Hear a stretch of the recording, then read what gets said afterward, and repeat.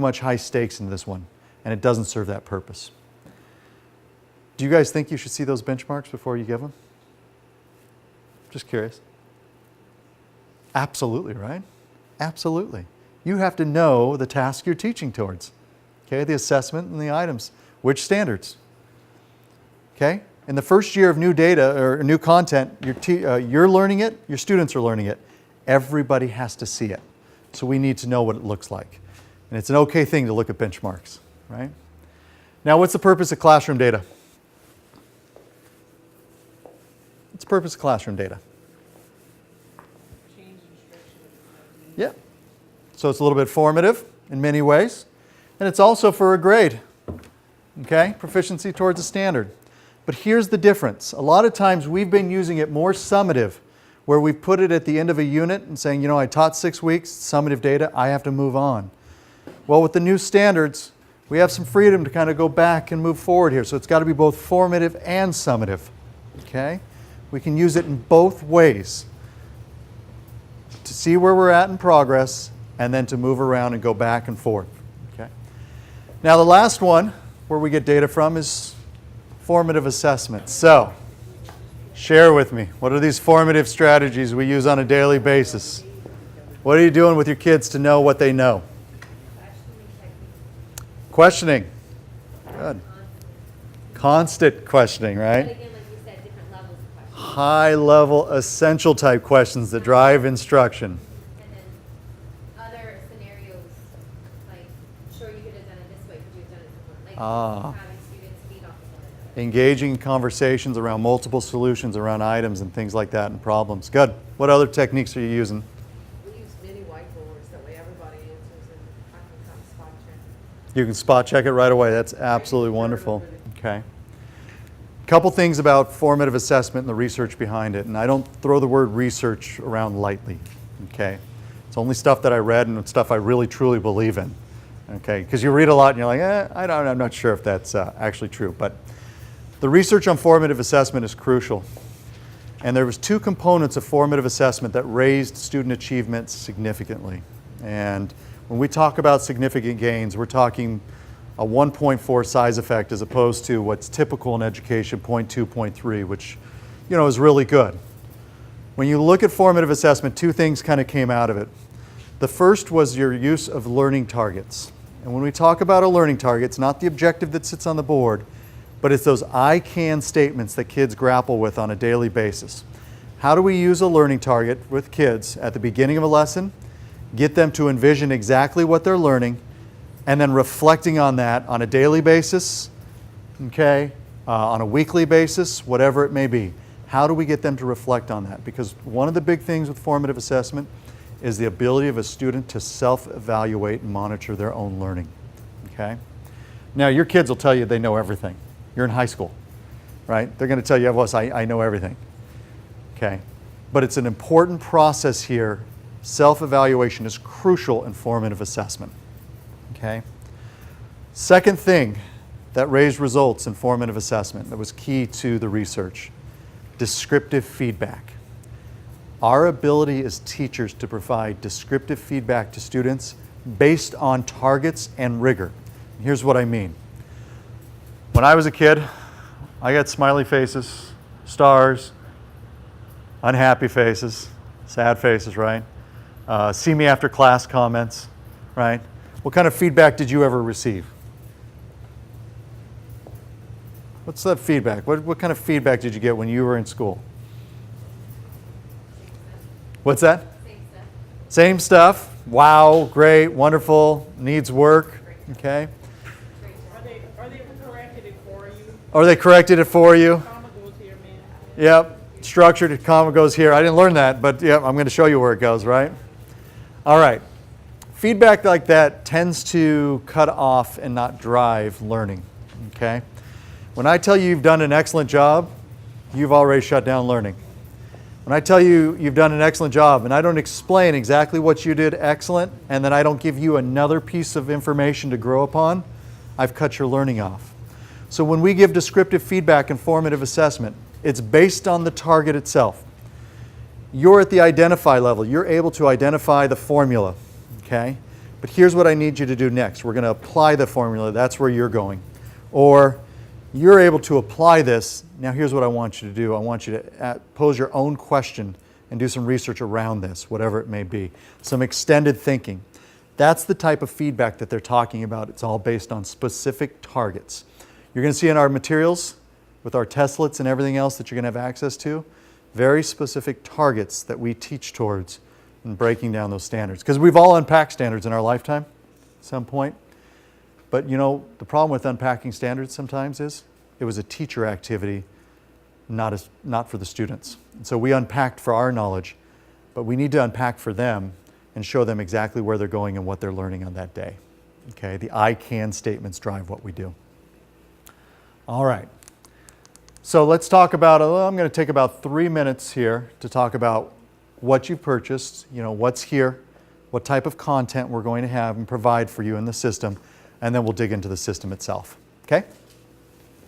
So, with the consortia of Terrebonne, Assumption, and yourselves, what you did is you got together as teams and started to design your scope and sequence of what this could look like in the assessment world, how we're going to start to prepare for it. First thing you're going to see is you're going to notice there's going to be a little bit of an item bank there. How much right now is going to depend on all the assessments that we've really built for you. But you will have access to an item bank ultimately that you can go into down the road and actually build. Teachers can build their own assessments. They can take good items, teach from those items, whatever it may be. You're going to see a wide variety of items like I told you. We actually deal with park in many different contracts. But specifically, we've actually dealt with many states that are park states and helping them design items, okay, around their specifications. So what you're going to see in the item bank, you're going to see multiple choice, yes. You're going to see what we call selected response. I think we had a great example of a selected response here where, gee, you know what? All 4 answers are correct. We have to put them in the right order. Those will be coming, okay? They're not there yet, but they'll be coming along with the technology. You're going to see selected responses ultimately coming in the technology where you will see it mirrors itself as a multiple choice item, A, B, C, D, but they have to reason their way through it. And the way it looks is like this. If this shows 2/5, what below shows 2/5? A does, yes. B, no. C, yes. The reason we design items like that and we put items in there and like park design items those ways, so we can see the learning gaps of students. Okay? It goes beyond a simple multiple choice where I don't know if they guessed or how they got it, but I can see the learning gap. If I can't see what 2/5 looks like on answer C, guess what? I know where I need to teach. Okay? So you'll see item types like that slowly coming. A major one you're going to see, it's a major park item, EBSRs, Evidence-Based Selected Response. It mirrors itself as a 2-part multiple choice, where the first part I answer something, and the second multiple choice with it, I have to justify my reasoning for it. It allows me to take a multiple choice item to a level DOK 3, because once we start bringing that justification, so I raise the level with them being able to do that. You're going to see it in our system. It's going to be a little unique the way we're going to have to deliver it right now with the technology, because like I said, the content's way ahead of the technology right now. And Can you name that again? Evidence-based reflection? selected response, EBSRs, yep. Yeah, anytime I give you an acronym, just, stop me like that, please.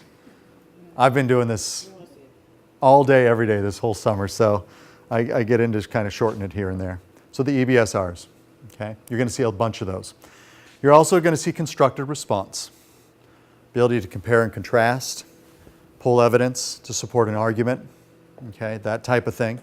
Math folks, you're going to see what we call scaffolded items. We'll talk about what a scaffolded item looks like, but it's basically A, B, C, or A, B, C, and D. And part A of that item is just a depth of knowledge level 1, so it's simple recall of a formula, where we get down to parts C and D, and we develop it at depth of knowledge 2 or 3. And why do we develop items like that? It's because you can see the learning gaps within that item. A student may only get that first part, but then we know where to go from there. And here's what we also know from research on an item that looks like that with scaffolding. A student's more than willing to try to persevere through the rest of that item if they can answer one part of it, okay? And where's the word perseverance right now? It's in the math practices, right, with Common Core. Students will persevere through word problems. So if we tell them they're going to do that, we have to create items that help them do that. Unfortunately, a lot of times we want to give them that C question, that's depth of knowledge 2 or 3, without looking at the A, B, and C part, the lower depth of knowledge, to see where the gap may be. Okay, so we design items like that. So you'll have this item, Mike. Another item that's coming very soon for you guys is the prose constructor response, which is an extended constructor response to literature. Okay. You're going to see something we call testlets. Testlets is kind of a funny name for the formative assessments that we put in our system. It's like a baby pig. It's a piglet, right? It's a baby test. That's all it is. It's a testlet. These are formative assessments. They are strictly to inform instruction. They are scored, but they are not graded. You can use them in a wide variety of ways. They're very, very flexible. They're 5 to 7 items built around a cluster of standards that you're going to have access to. You can feel free to put them wherever your scope and sequence actually fits them, okay? Wherever they fit. They're to really inform instruction. You can use them as instructional tools. ELA teachers, if you want short closed passages, their short closed passages will be in there. You can use those tools as instruction, okay? But really when we go through it, and I'm going to show you some things, you're going to see how powerful it can really be is if I give it before I start a unit, I can really start to understand where I need to go with instruction. All of our items come with distractor rationales, meaning this. In multiple choice, if A is the correct answer, B, C, and D need to be what? Besides wrong. Like change the false item to true? What B, C, and D need to be the 3 most common misconceptions that a student has about that content. Oh, Okay? It needs to be something most common. That's why it takes us, and people say, well, why don't you have 40,000 items, right? We don't have 40,000 items. The reason being is because when we develop items like that, that takes time to really think through some of those misconceptions. And I'm going to tell you this, our items go through a very rigorous process because we are actually an assessment company. We use item writers, we use our content folks, feedback goes back and forth between them, and then when we start building assessments, we bring in our psychometricians to help with the kind of the equated stuff that we're going to do later on. They get field tested, okay? So an item in your system today might not be there if we don't like the field test. If it doesn't test well, if it's not a good item in this area, we're going to yank it. We don't leave items in there. Okay, your assessments that you all have, your testlets are being previewed by a team to make sure we've hit the mark with those testlets. Okay. High school, you're going to see about 5 to 6 per grade level, grades 9 through 11. Okay, currently right now. Next piece you're going to have is access to benchmarks. Those have not been delivered yet. Those are coming very soon. But the benchmarks with your consortia are a little bit different. Okay? For ELA, I believe we've built 4 benchmarks per English 1, English 2, and English 3. Math, the agreement was 6 check-ins, like 6 benchmarks, shorter benchmarks, that you would do in your courses for Algebra 1, Algebra 2, and Geometry. Okay? And I'll talk about how those get created and how it all lines up here in a second. But you will have access to those benchmarks. Those will be your common level district assessments that you'll have access to deliver. Keep this in mind, everyone. They're both formative and summative, okay? They're not an end-all. They're both formative and summative. We can move around with them, okay, to see what we need to do. They're very much used to inform that instruction. I can't stress that enough. People think when I give a benchmark, just purely summative, right? But it's got to be formative as well. It's got to tell us where we're going. That's why we have so many in math, 6 check-ins along the way of a course. Okay? Now, this is an assessment that'll be coming much later, and it's going to be coming from your state level possibly. It's an optional interim assessment. What an interim assessment does is it tests the full group of standards, the full scope of standards. And states are going to have an option to deliver this particular one. Whether Louisiana does it or not, I'm not sure. Ultimately, we are building our own interim assessments to kind of provide some learning for everybody, and ultimately get them down the road, make them very adaptive by form and by item. Okay? So when student answers this, it takes them either to a question above or a question below if they missed it. Okay? So we'll make it adaptive at some point. But it takes a lot. We got to get a lot of items to be able to do that. What you have access to right now, it's actually in your system, and I've seen Terrebonne's already started taking at the high school level. It's what we call a pre-post that we built for you. This pre-post sits in all your grade levels, all your content areas, and it was designed with these specifications, okay?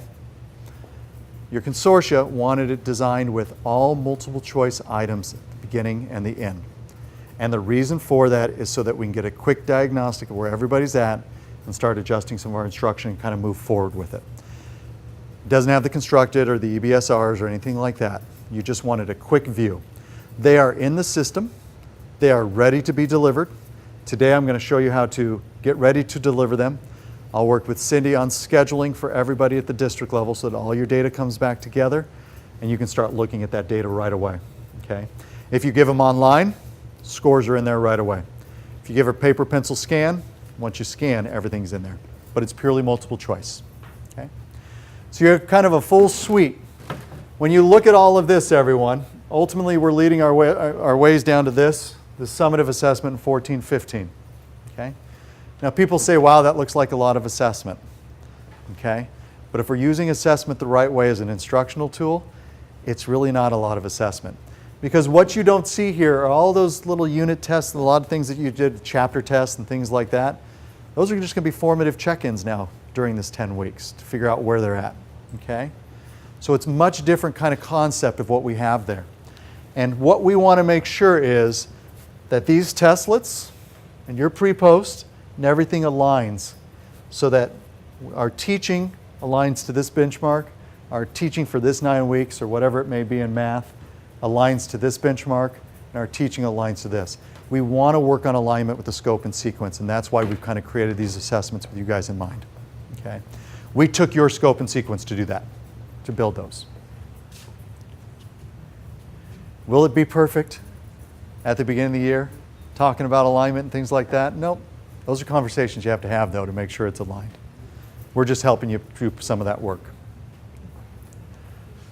All right, so are you overwhelmed yet? A little bit, a little bit. It's okay to be overwhelmed.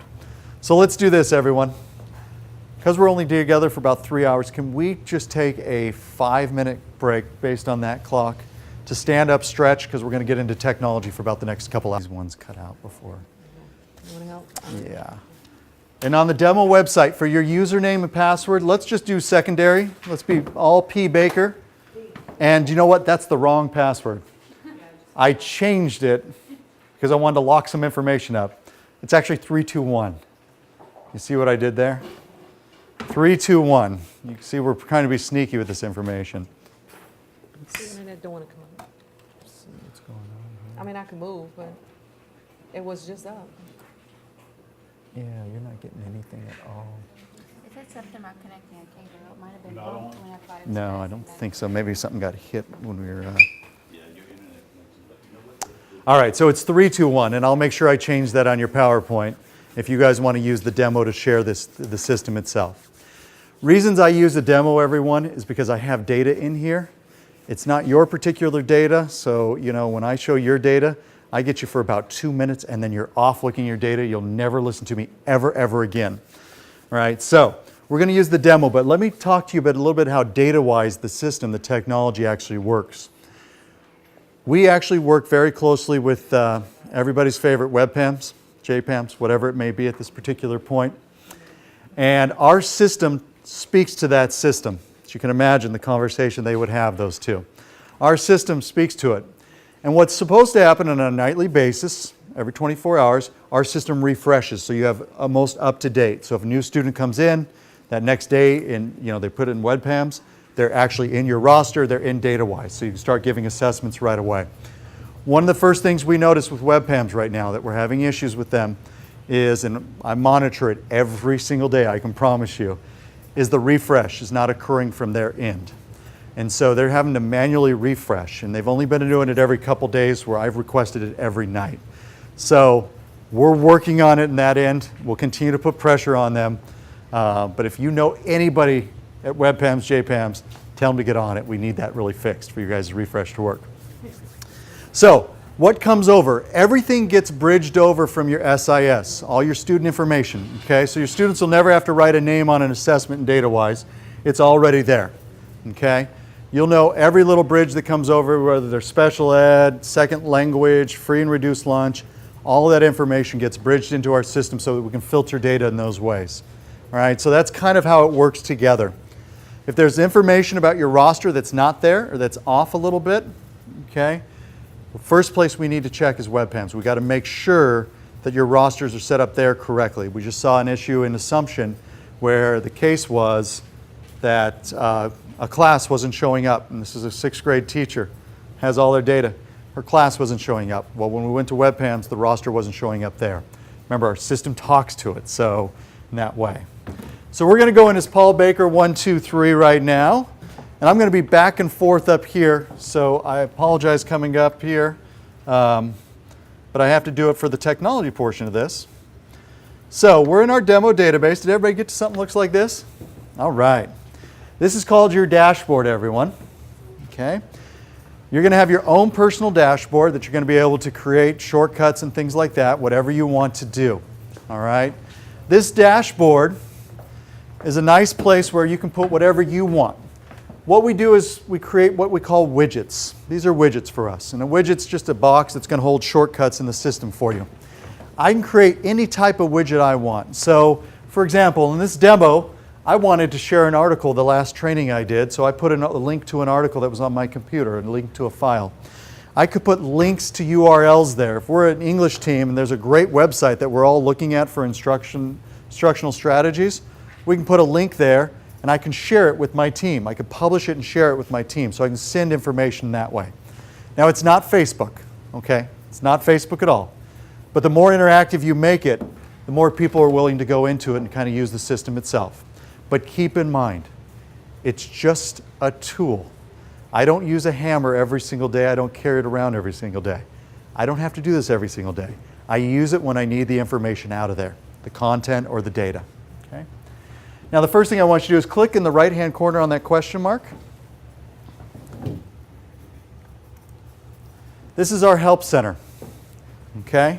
The first 2 documents that you see come up would actually tell you how you can publish widgets. And they're PDFs of how to do that. Okay, so I'm not going to go over that part of it in training. But the third one is where I'm most interested. Go down to the full DataWise Help Center and click on that.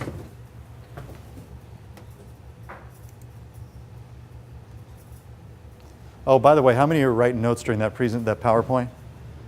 It's in your system. You have the PowerPoint already, so you don't need to write anything.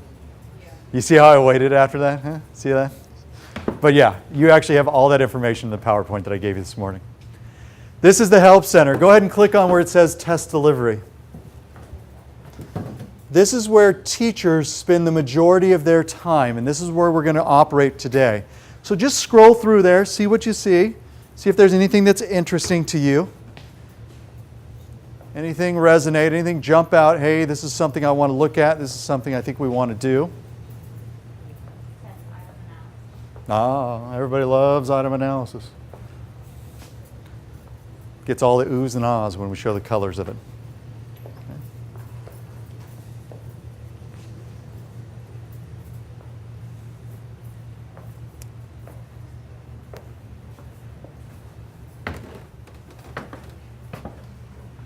So you'll see videos that are 2 to 4 minutes if you like videos. I print the PDFs because I like them out on the right there on the side here.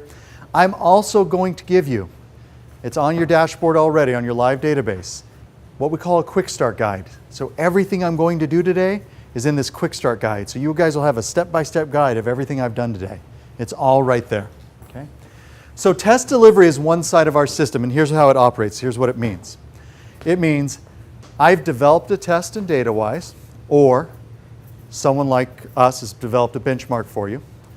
We've given it to our students. We've scheduled it for them to take. They take the assessment either online, paper pencil scanner, or by clicker, whatever route you're going to go there. Okay? And then we get what we call 4 test delivery results. Okay? This is mainly as teachers where you'll spend the majority of your time. There are other parts to the system, and I'm going to tell you there are a ton of other parts. You don't need to know the other parts at this point. They're really not too much because you know what? you really don't have the time. But I will show you some things later on that exist that say, hey, you know what, maybe I want a report that looks like that. If you're ever really bored, ever super, super bored, we're going to put webinars in here, and there's like 45 minutes to an hour of someone talking saying, you know, hey, this is how you do this function. Let me take you step by step by step. But you have to be really super bored to go into those webinars. We're cleaning a lot of them out. I suggest you probably just don't have the time for that, okay? Unless Friday, Saturday night, glass of wine, bottle of beer, whatever it may be, significant other, watch some riveting webinars on DataWise. Don't do it. So we're going to spend most of our time in test delivery right here. Go ahead and close that window. And right next to that question mark was something called PD. Go ahead and click on PD. Now, I could have gotten to PD from the Help Center, but I like to highlight it as a separate piece. Remember what we're trying to do here. We're giving you a system. Yes, you're going to be able to click on things, get data, get all these different reports. Absolutely fine. But we also want to build your data literacy. We want to build your understanding of formative assessment. We want to build your understanding of that balanced assessment program.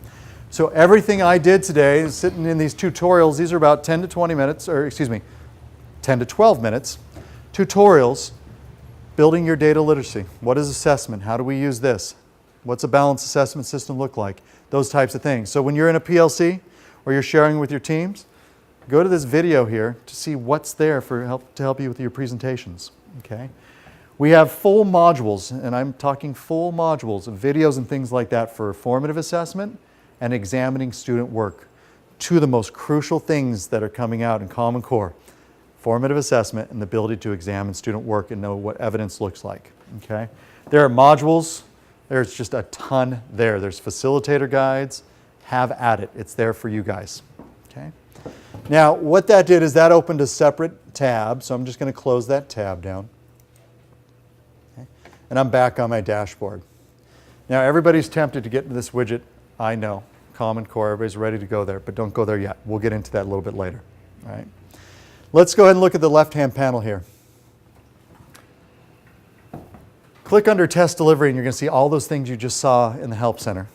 Click under Extended Reports, and you're going to see about 35 other things that you won't want to look at some point, or that you won't ever look at, right? What we're going to do is we're going to populate your favorites. We're going to do it in your live database, and we're going to do it for this demo database today. So the first thing I want you to do is click under Test Delivery. Your computer's a PC, so here's what you're going to do. Oh, by the way, who are my clickers? Who likes to click when they go out on the internet? Raise those hands nice and high. Who loves to click? All right, 2 words. Stop it. Stop it. Don't click in this system. You're in a system now. It's different, right? You will get lost, I can almost guarantee you. And your first thing is you're going to just say, I'm going to go back with the back browser button. We disconnect it. You have to go back through the system because it's systems talking to one another, okay? So, clickers, stop it, right? All right. I'm going to left click on the icon here. I'm going to left click and drag. Oops. And I'm going to drop it into my favorites. That little plus sign over my favorites, I'm going to just drop it with my left click and my test's there, okay? So click on the icon, not the word. If you click on the word, just return back to the dashboard. It'll process and tell you you've clicked on something. So left click and hold on the icon. Now, we're all under the same login right now, so it's going to get a little funky. Yours may not move the way it should be moving. You actually went into my test. That's okay. You go back to dashboard that way. Yep. You're perfect. Fine, it's there. All right, so my test is going to be an important one. For my test, everyone, you can teach all your teachers to do everything in the system that they're going to need to do. To access reports, to print out student logins for an online test, or to print out their paper pencil sheets, okay, paper. But we're going to talk about who's going to do some of the printing for paper pencil assessments, because it has to be done right, and we think that the best way to do it is have someone representative at the school, a non-teacher, that can print out the assessments and hand them out per class for you guys, okay? That's usually the best strategy, rather than you're printing out sheets, you're printing out sheets. You print out sheets, but yours are shrunk, yours are scaled, yours are this, yours are that, and we get all sorts of different things, and the scanning just doesn't work in that way where it's going to catch all that. Okay? So we'll make sure that's all set. My test is going to help us there. Another one for teachers. Come over here to students. And I want you to left click and hold under My Students and drag that one up, the icon itself, and put it into My Favorites. Now if it's jumping or playing around, remember we're all under the same login.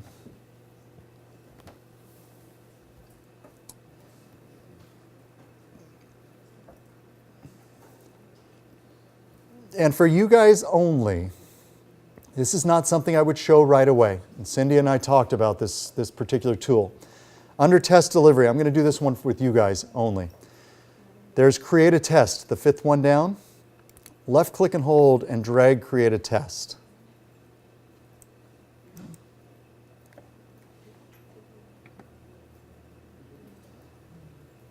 And last but not least, under test delivery, there's a third one called scoring.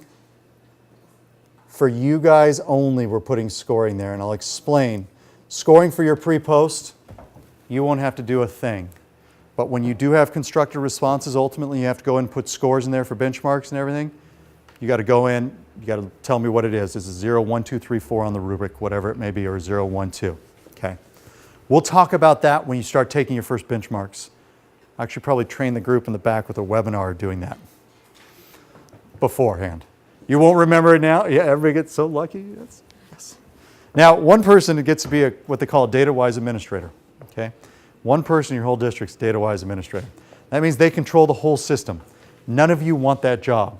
So when you think, hey, I would love to do a lot of things in this system, you don't want that job. It sounds great, but it's not. You have certain roles that you can play as teachers. Here's what your access actually is.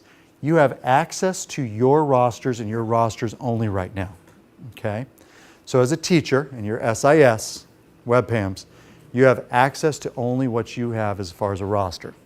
Now let's say, for example, though, I'm a team leader in mathematics and we give common assessments. We want to see some of the data together.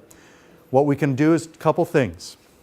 At each of your schools, I can give you what we call an admin access. Okay, not a data-wise administrator, but just an admin access that would give you access to see the whole school, where you can look at common assessments together in one login.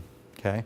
Or, by permission, when I hear it, I can give you access to the whole school just on your own login. But the only problem with that is sometimes people want that, but then you have to get used to filtering all the time just to see your own personal data.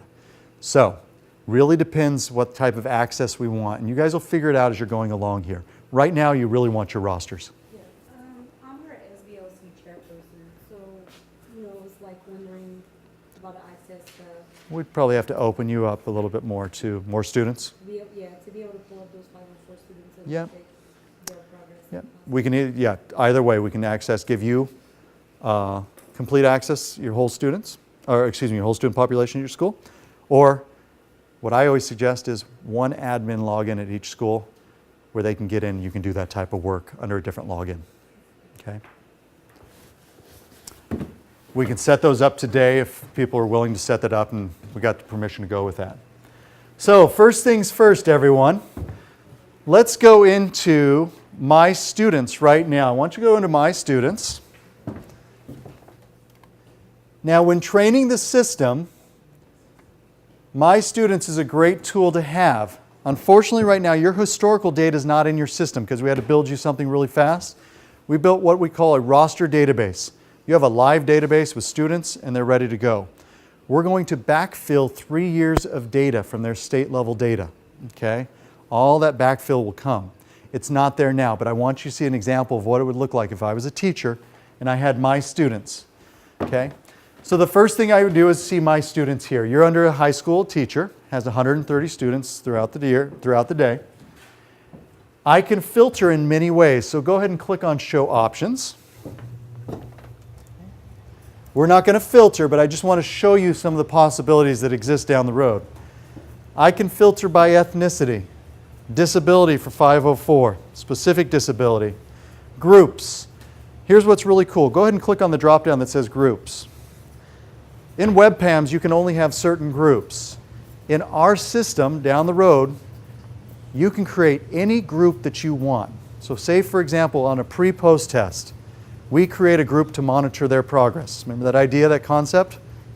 Monitoring progress. We can create any group in our system that we want to, okay? And I can monitor them. I can enter the student in. I can exit it, whatever I want. I can see just their results. So if I didn't want to see all 130 of my students, and I knew I had a bunch of students in some type of group, I can just select group here, click apply. Now I'm only looking at that one group's data. I don't have to sift through the rest of it, okay? Now, for our purposes, we're just going to hide it. We're not going to get into it. The next thing you do in a system after you have your student sets is your data sets. Go ahead and click here. Okay. This is what your system ultimately will look like. You will have what we call test sets, and we build those for you. And ultimately, our leaders back here are going to be building other test sets for you based on your new benchmarks and everything else. What a test set is we get scores from your state. They're sent to your school, your parish here. They get delivered to us. We automatically upload them in our system. And then we build something like this. Okay, so let's just look at iLeap here. So we have 3 years of data with the iLeap. We have something here to current. We have a 1-year view. We have a 2-year view. We'll have a 3-year view, whatever it may be, whatever the data dictates that we need to have there. Okay, so you'll see these test sets that are already built. So when teachers say, hey, I want to see my student scores. I want to see what's there, what's not there. I can just choose one of these. For our person here with Paul Baker, do me a favor, let's choose the GEE. I know that's older data. 10-11 scaled.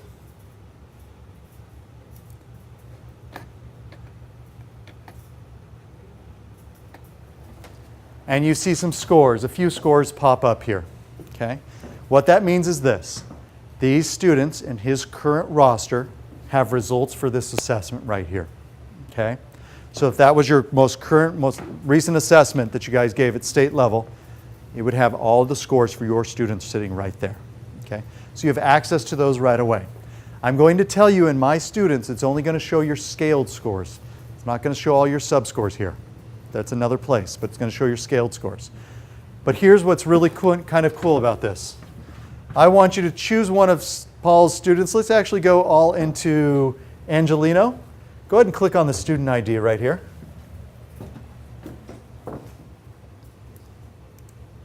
Hopefully we chose a good student. All right, so take a look at this data that you're getting here. It's called a student profile. Okay. All 3 years of historical data on this one student. Okay. Generally state level data, language data, okay, if it's a second language student. Any other type of data that you deem important, I can almost guarantee that you're going to put your, obviously your EOC stuff will be on here. Okay. You guys use, what's the other assessment? ACT, Plan, Explore type data as well. Okay. We're getting that data put in for 3 years for you guys as well. Okay, so that'll be sitting there for you. And then your benchmark data can go on here, but this student profile is really reserved for those big level assessments that kind of show a picture of the student. Okay, not your basic, I created one in the classroom on my own, and it's not going to show up here. Okay, so let's look at the example here. Here's Angelino, 11th grade, but I have data from Angelino since 9th grade. Okay, now you are looking at demo data. All right, it's demo data, so don't get concerned with what you're seeing. I can click on subject here. I can sort it that way. Okay, I can click on school by teacher, whatever it may be, by test name, but it's going to give you some type of order of how they've done. All right, so you remember those CUME folders that we all have? You now have an electronic CUME folder, right? It's an electronic file cabinet that's going to hold all your data and assessment for your child. So here's what I want you to do. Click here on our student profile under Run Reports. Go ahead and click on the student profile. And what it's going to open is a PDF of exactly that information. Strengths and weaknesses, definitely. Yeah, right away. I can see some trends and patterns and strengths and weaknesses right away. Or strengths and what we like to use the word needs, right? We noticed that she's scores high in listening, so you know their learning patterns as well. Ah, very good. So if we have certain type of assessments on here and it's broken down well enough, we can see some of that sub-score data that might say, hey, listening is something they're doing very well at, okay? As opposed to if they're struggling with other types of learning, right? Good. What else could we use it for? I think we tend to look at only our own subject, but on this you could see, okay, well, they're strong in English and math. Or they're strong in English, not in math. And kind of get to know the student a little bit more. Get to know the student. So remember that interdisciplinary with the Common Core standards? Here's where the technology actually helps that interdisciplinary look at how the students are performing in other subject areas. Okay. Good. Thank you for that. Others? I could use it in grouping. Yeah. Grouping my students, you know, at the beginning of the school year, it's always hard because you don't know what the students are capable of yet. You know, I'd like to be able to group them. I feel like it's Especially where you could choose individual group projects based on the skills they already have. Yeah. So it's a really nice piece at the beginning of the year. Where it needs to be, because this student is, this group is all the way up here already. Yeah. So your expectations are going to be higher from the start.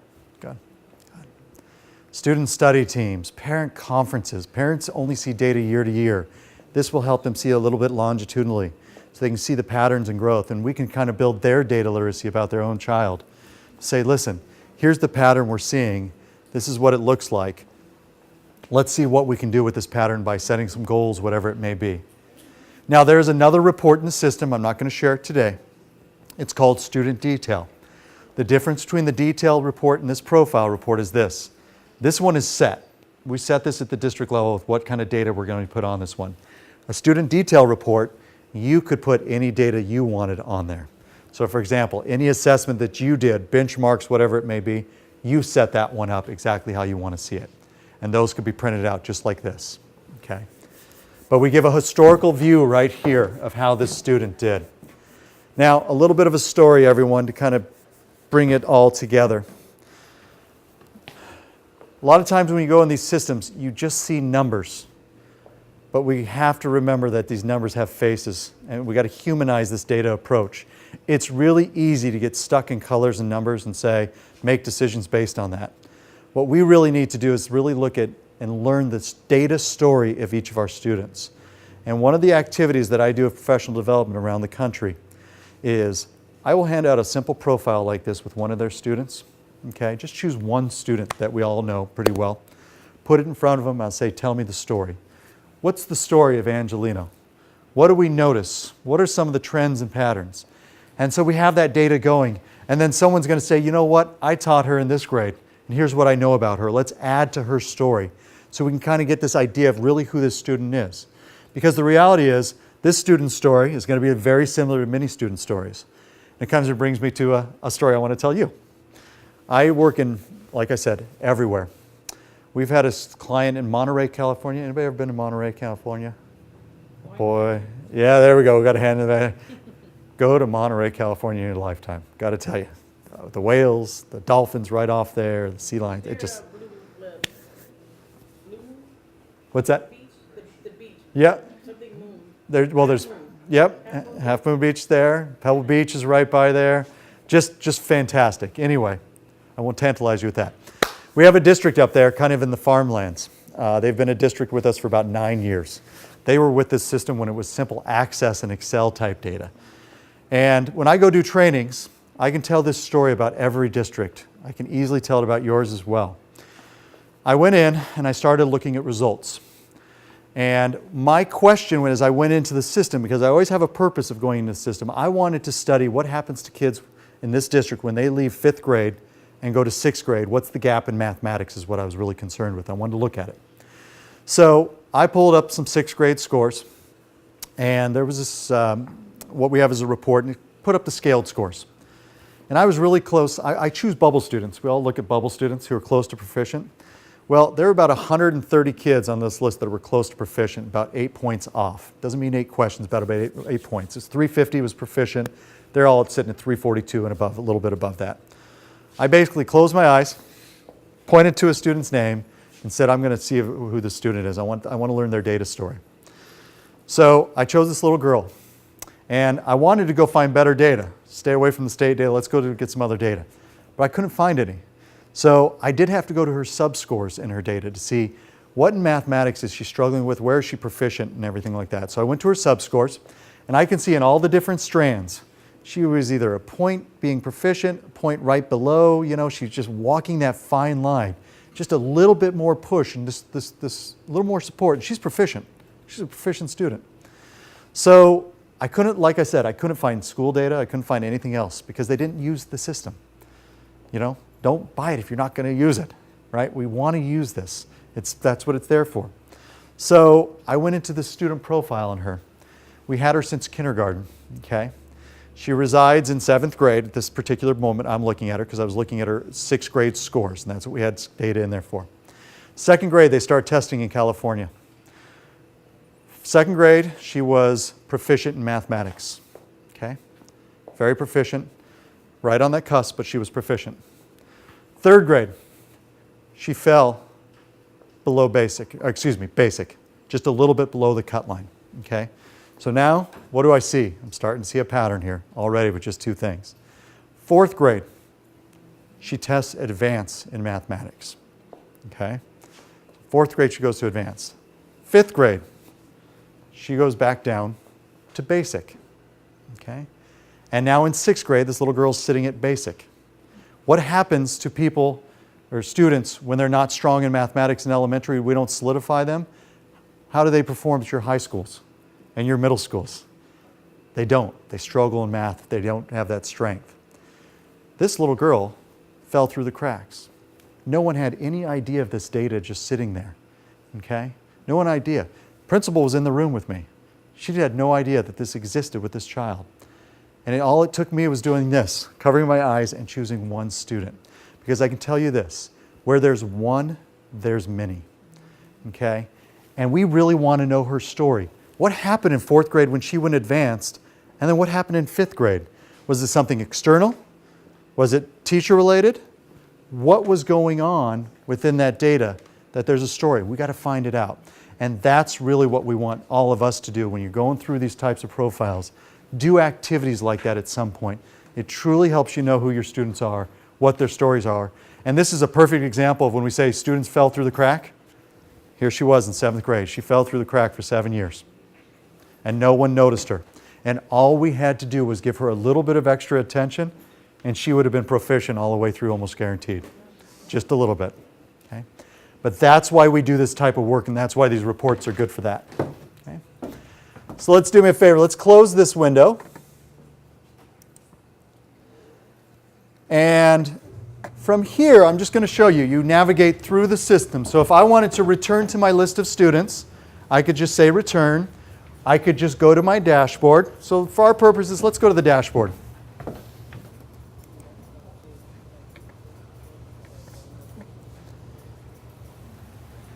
So that's a little on my students.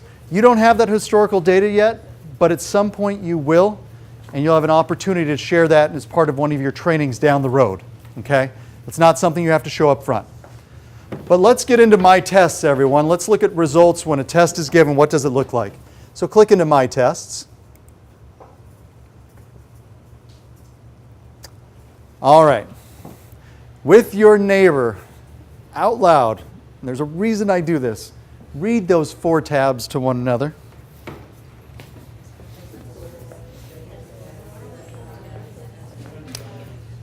Read them in another language if you know another language. Read them backwards. Just kidding. All right. These 4 tabs. I get calls constantly saying, I cannot find my test. I know I created one. I know I did X, Y, and Z, but I can't find it. And guess what the answer is? They're under the wrong tab. They're under the wrong tab. 90% of the time, they're under the wrong tab. So it will remember you. So if when I was in Paul Baker, I did a test with some teachers up in Kodiak, Alaska last week, and we did a test. It remembered where I was. Okay, so I was under Test with Scores. Test with Scores is just that. I'm in the system, I gave a test, and now we have some scores. Okay? Your second one is called Scheduled Tests. Scheduled Tests means this. I've prepared the assessment Your district has scheduled your pre-post ready to give. You're going to go in the system, get your logins for online, print out the paper pencil sheets if you're going to do it that way. You're ready to go. The system's ready to receive scores. They've scheduled it for your group. Study guides. Don't ever worry about study guides. Paul Baker has tests I created. Okay? You have access to the tests that you create, and you have also access, someone's going to be scheduling for you, all those benchmarks and things like that. We'll schedule those for you. Okay? And the reason one person's going to schedule it is so we can get all the common data from across the district that way. When you do individual scheduling of that test, you break the data apart and we have to merge it together, and that's a little problem with our help desk. They don't like merging that together because they have a lot of other things that we're working with. So on a pre-post, one person will schedule it. But let's say you just created an assessment yourself and you want to give it to your students, you just schedule it for yourself. Okay? And you'll get that data back. What that admin account will have is something called all tests. Meaning I can see, and principals and district leaders and anybody who has that admin access, that one that's going to give you all students at your school, you're going to see all tests. So you can see what they're building at their school, you can see what they're building at their school, and we can use these assessments and share these assessments back and forth.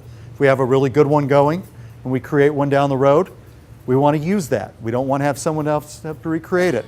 We want to share those assessments. So that's another way we can do this. It'll say all tests. Now, next thing I get is this. You see these boxes here?